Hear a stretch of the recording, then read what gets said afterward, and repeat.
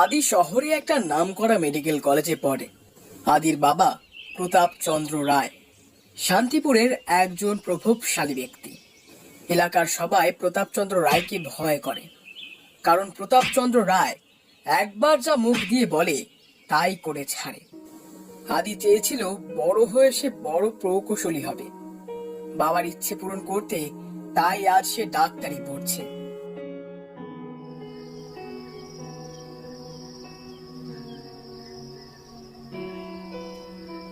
কে আদি, তুই এখনো রেডি হসনি কেন? তোকে না বললাম যে দুজনে একটু বাইরে যাব? আজ কি না গেলে হয় না তপু? না, হয় না। তুই জানিস যে আমার রাতে একটা চা না খেলে আমার ঘুম হয় না। আজও একটা মানুষ রে ভাই তুই। মানুষ জেগে থাকার জন্য চা খায়, আর তোর ঘুমানোর জন্য চা খাওয়া লাগে।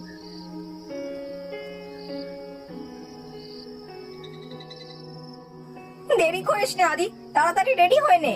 মেন্টাল আবার দেখে ফেললে কিন্তু সোজা প্রিন্সিপালের কাছে নালিশ করে দেবে। আমার না আজ বাইরে যেতে ভালো লাগছে না, তুই গিয়ে ঘুরে আয়। বেশ, ঠিক আছে। তুই যদি না যাস তাহলে আজ থেকে তোর সাথে আমার সব সম্পর্ক শেষ। না তুই আমাকে চিনিস, না আমি তোকে চিনি। এই তো শুরু হয়ে গেল তো ড্রামা।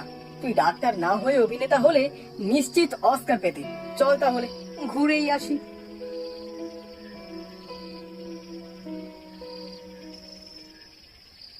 আদি আর তপু দুজনে ঘর থেকে বের হয়ে মেন্টরের চোখে ফাঁকি দিয়ে হোস্টেল থেকে বের হয়ে যায়।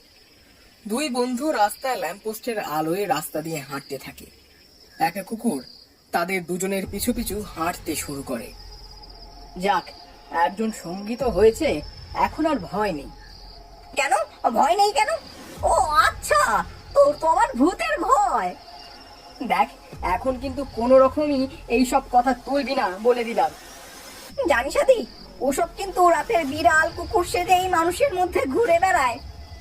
তপুর মুখে এ কথা শোনার পর আদি দাঁড়িয়ে কুকুরটার দিকে বেশ সময় ধরে তাকিয়ে থাকে। কুকুরটা রাস্তার উপর বসে আদির মুখের দিকে তাকিয়ে থাকে। আদি কিছুক্ষণ এভাবে তাকিয়ে থেকে আবার তপুর সাথে হাঁটতে শুরু করে। সাথে সাথে কুকুরটাও হাঁটতে শুরু করে। কিরে, তোর কি চা খাওয়া শেষ হলো? হলে চল রুমের দিকে যাই।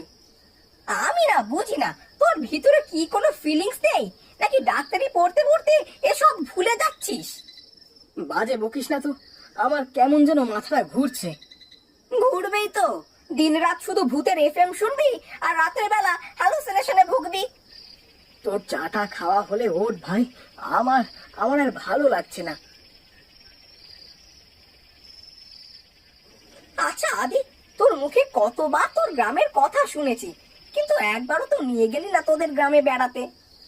আমি জানতাম তুই আমাকে এই প্রশ্ন একদিন না একদিন ঠিকই করে বসবি, তাই তো বাবাকে বলে রেখেছি এবারে ছুটিতে আমি আর তুই দুজনে মিলে আমাদের গায়ে যাব, আমাদের বাড়িতে গিয়ে বেরিয়ে আসবো।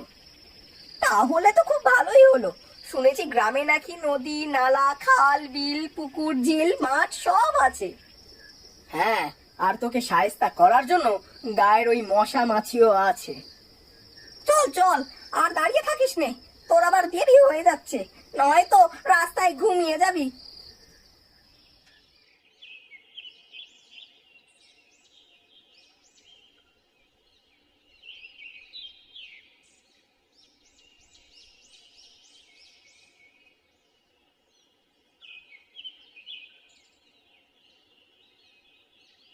আদি আর তপু দুজনে রিকশায় করে কলেজে গিয়ে নামতেই তাদের প্রফেসরের সাথে দেখা হয়ে যায়। প্রফেসর একটা বিশেষ কাজে বাইরে যাওয়ায় তাদের ক্লাস কিছুদিন বন্ধ থাকবে। এই কথা শোনার পর তপু খুব খুশি হয়ে যায়। প্রফেসর তার কথা শেষ করে গাড়িতে করে চলে যায়। আদি আর তপু কলেজের ভেতরে চলে যায়। তাহলে আর কি, আমরা কি রাতের ট্রেনেই যাচ্ছি নাকি? তোর তো দেখি তর্স হয় না রে। আমি অনলাইনে ট্রেনের টিকিট বুক করে রেখেছি, রাত 8টায় ট্রেন। আমার তো ভাবতেই ভালো লাগছে যে কতদিন পরে গ্রামে যাব। আচ্ছা, গ্রাম তোর খুব ভালো লাগে তাই না রে? খুব খুব ভালো লাগে। মনে হয় যদি গ্রামের মানুষের সাথে মিলেমিশে গ্রামে থেকে যেতে পারতাম। বেশ, চল তাহলে তোকে আমি আমার গ্রামেই রেখে আসবো, তাহলে শহরে এসে তোর জ্বালাতন সহ্য করতে লাগবে না। আর গ্রামে গেলে বেড়ানোর মতো একজন লোক পাবো। না না, তা হচ্ছে না বাপু। তুমি যেখানে আমিও সেখানে। তুই তো দেখি মিঠুনদার মতো ডায়লগ দিয়ে দিলি, রনে বনে জঙ্গলে যেখানেই যাইবে আমাকেই দেখতে পাইবে। তাহলে এখানে আর সময় নষ্ট করে কি লাভ? চল গিয়ে গোজ গাছ করে নি। তপু আর আদি দুজনে আবার হোস্টেলে চলে আসে। তারা গ্রামে যাওয়ার জন্য তাদের সবকিছু গোছাতে থাকে। ঠিক 7:30টার দিকে তারা হোস্টেল থেকে বের হয়ে পড়ে। জাস্ট টাইমে তারা স্টেশনে গিয়ে দাঁড়ায়, তার সাথে ট্রেনটা এসে দাঁড়ায়। আদি আর তপু দুজনে ট্রেনে উঠে পড়ে। অনলাইনে টিকিট করায় জানালার পাশে একটা সিট পেয়েছে, সেখানে তপু আগেই গিয়ে বসে পড়েছে। আমি জানতাম তোর জানালার পাশে সিট ছাড়া ভালো লাগবে না, তাই আগে থেকে এই সিস্টেম করে রেখেছি। আই লাভ ইউ বন্ধু, আমার কথা এত বেশি ভাবার জন্য।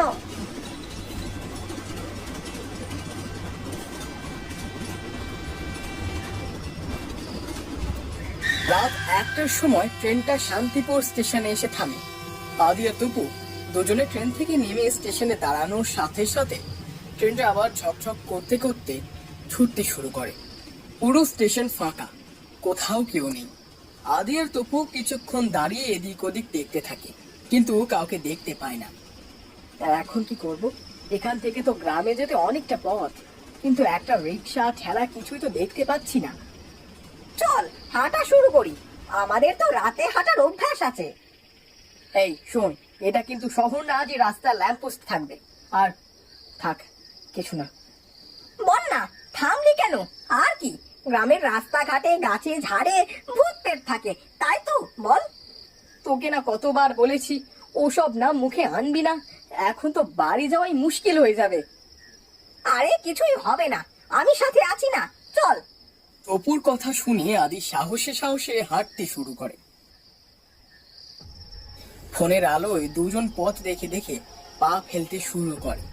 বিট ঘুটে অন্ধকার, তার উপর গায়ের মাটির রাস্তা, চারপাশে বাঁশ ঝাড়, সবকিছু মিলিয়ে এক ভয়ানক সিচুয়েশন।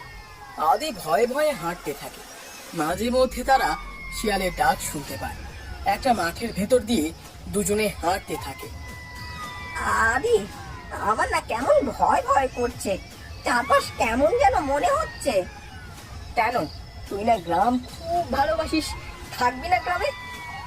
থাকবো, কিন্তু রাতের বেলা আর কখনো বাইরে বের হব না। এখন কথা না বলে আমার পাশে পাশে হাঁট, তা না হলে কিন্তু এখানেই পড়ে থাকতে হবে। আদি আর তপু দুজনে ভয়ে ভয়ে হাঁটতে থাকে। মাঠ পেরিয়ে তারা বাঁশ বাগানের রাস্তায় চলে আসে। হঠাৎ কেউ একজন কালো চাদর মুড়ি দিয়ে ওদের দুজনের সামনে দিয়ে বাতাসের বেগে চলে যায়। চারপাশে সবকিছু দুলতে থাকে হাওয়ায়। আদি আর তপু ভয় পেয়ে যায়, তারা দাঁড়িয়ে পড়ে। তারপর চারপাশে লাইট মারতে থাকে, কিন্তু কিছুই চোখে পড়ে না। হঠাৎ সেই কালো চাদরওয়ালা লোকটা তার বিভৎস চেহারা নিয়ে আদির সামনে আসতেই আদি জোরে চিৎকার দিয়ে অজ্ঞান হয়ে মাটিতে পড়ে যায়।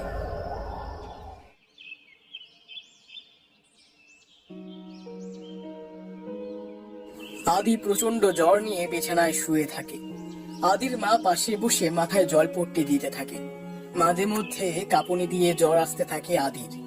কোনো উপায় অন্তর না পেয়ে লক্ষ্মী ঘর থেকে বের হয়ে যায়। প্রতাপ বাবুকে সব খুলে বলে। সে কি কথা, এখনো জ্বর কমেনি? এমন তো মনে হয় এর আগে কখনো হয়নি। আমি কিছুই জানি না, তুমি আমার ছেলেকে যেভাবেই হোক ভালো করে দাও। আচ্ছা আচ্ছা, তুমি এত অস্থির হও না, আমি দেখছি।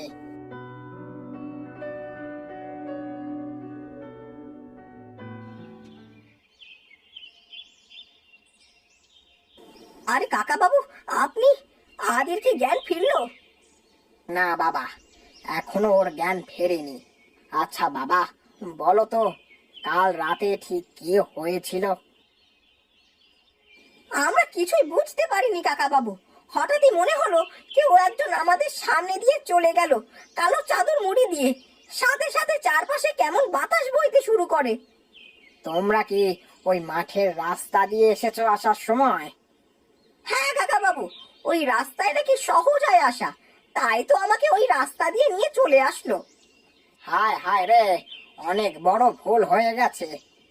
কি হয়েছে কাকা বাবু, কোনো সমস্যা হয়েছে? আমি এসে তোমাকে সবকিছু খুলে বলবো বাবা, কিন্তু তার আগে তুমি বাড়ির বাইরে কোথাও যাবে না। যা বলছি শোনো আমার কথা। প্রতাপের কথা শুনে তপু বেশ ভয় পেয়ে যায়। প্রতাপ জোরে জোরে হাঁটতে থাকে। তপু ভয়ে ভয়ে বাড়ির ভেতরে চলে যায়। তপু শহর থেকে গ্রামে এসেছিল প্রকৃতি উপভোগ করতে, কিন্তু এখন এসব দেখে ও ভীষণ কষ্ট পাচ্ছে। তপু ঘরের মধ্যে আদির কাছে গিয়ে বসে পড়ে। লক্ষ্মী আদির পাশে বসে কান্না করতে থাকে। কাকিমা, আদির কিছুই হবে না, জাস্ট একটু জ্বর এসেছে, ওষুধ খেলেই ঠিক হয়ে যাবে। না বাবা, তুমি বুঝতে পারছো না, এ কোনো সাধারণ জ্বর নয়। তাহলে কিসের জন্য এমন হয়েছে কাকিমা? কাকা বাবু আমাকে কিছু না বলে চলে গেল কোথায় যেন। আচ্ছা বাবা, তোমরা কি কাল রাতে কিছু দেখেছিলে বা কিছু দেখে ভয় পেয়েছিলে?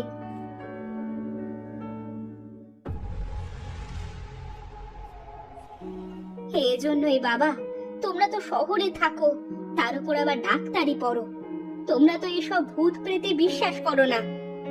ভূত পেট বলে আসলেই কিছু হয় নাকি কাকিমা? তোমাকে আমি বোঝাতে পারবো না, আজ আদির এই অবস্থা শুধু এগুলোর জন্যই। আপনি কি সত্যি বলছেন কাকিমা? হ্যাঁ রে বাবা, ছোটবেলায় একবার আদিকে তো পুকুরে কাদার মধ্যে পুঁতে ফেলেছিল। ওর বাবা ঠিক না পেরে তো হয়তো আমাদের আদি আজ বেঁচে থাকতো না।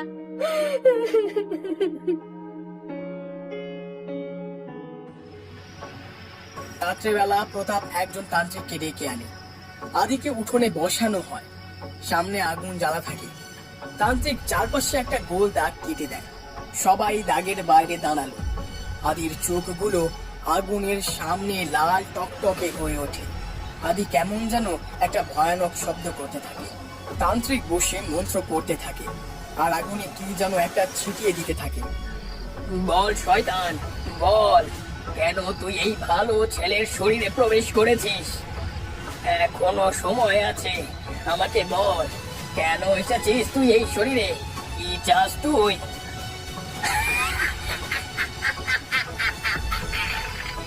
আমাকে ছেড়ে দে তান্ত্রিক, তা না হলে কিন্তু আমিও তোকে ছাড়বো না। আমাকে না বলে তো তুই পার পাবি না শয়তান। এই যে দাগ কেটে দিয়েছি, এটা তুই কোনোভাবে পার করে যেতে পারবি না। বল তুই কি চাস? আমি আমার ছেলেকে চাই, ও আমার ছেলেকে মেরে ফেলেছে, তাই আমি ওকে ছাড়বো না। আদি কিভাবে তোর ছেলেকে মারলো সে কথা বল আগে। আমি আমার ছোট্ট ছেলেটাকে নিয়ে খেলছিলাম, কিন্তু সেই সময় ও ও আমার ছেলের শরীরের উপর নিজের পা রেখে ওকে মেরে ফেলেছে।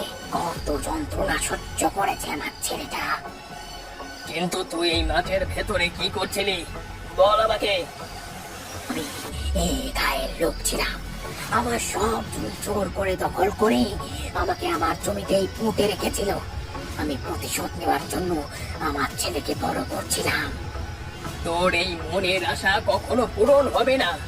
তুই এই শরীর ছেড়ে যাবি না, আমি তোকে চিরদিনের জন্য বন্দি করে রাখবো। আমাকে আমার কাজে বাধা দিলে আমিও তোকে ছাড়বো না তান্ত্রিক, তুমিও বাঁচবি না আমার হাত থেকে। তান্ত্রিক তার মন্ত্র করে একটা মাদুলি যেই আদির শরীরে বাঁচতে যাবে, এমন সময় আদি জোরে করে একটা ঝাড়া মেরে উঠে দাঁড়িয়ে পড়ে। তারপর তান্ত্রিকের গলা ধরে মাটিতে থেকে উঁচু করে ফেলে। চোখ লাল আগুনের গোলার মতো থাকে। আদি তান্ত্রিকের গলা ধরে নিয়ে উড়ে চলে যায়। আদির মা মাথা ঘুরে পড়ে যায়।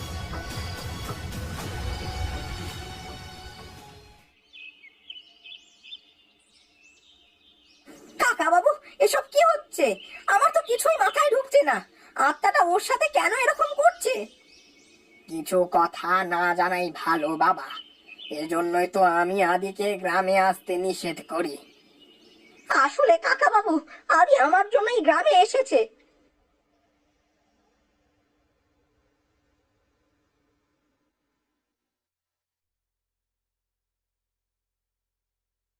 আদি আর তপু দুজনে শহরে যাওয়ার জন্য তৈরি হয়ে বেরিয়ে পড়ে। দুই বন্ধু আবার আগের মতো হাসি খুশি বাড়ির থেকে বের হয়ে যায়। কিন্তু আদি বাড়ি থেকে বেরিয়ে যাওয়ার সাথে সাথে সেই আত্মাটা এসে প্রতাপ বাবুর গলা চিবিয়ে ধরে। প্রতাপ বাবু একটা পয়সা হাতে করে আত্মাটার কপালে চেপে ধরে রাখে। দেখতে দেখতে আত্মাটা হাওয়া হয়ে মিলিয়ে যায়। প্রতাপ আর লক্ষ্মী দাঁড়িয়ে থাকে, ওদের দুই বন্ধুকে বিদায় দিতে থাকে। আদি আর প্রতাপ পেছনে ফিরে না তাকিয়ে সামনের দিকে চলতে থাকে।